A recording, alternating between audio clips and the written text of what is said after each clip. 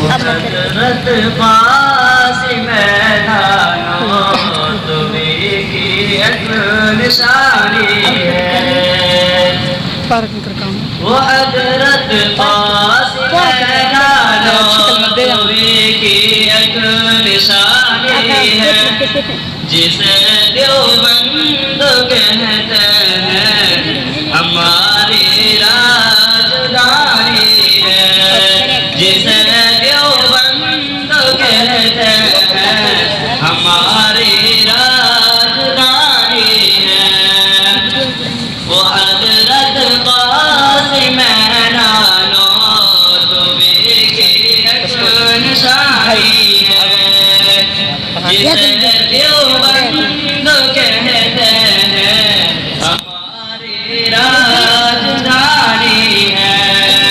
इबादत की नजर से कौम तुझे को जमावालो।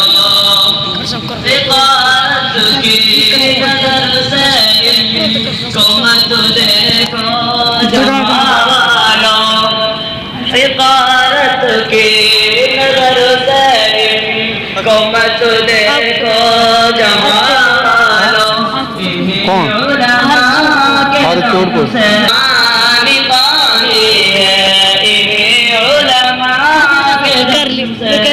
कौन कर रहा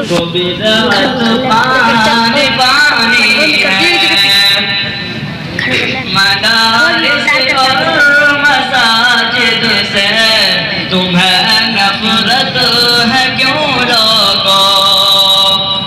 मदारिस और मसाजिद से तुम्हें नफरत है क्यों लोगों। मदारिस और मसाजिद से तुम्हें नफरत है क्यों लोगों।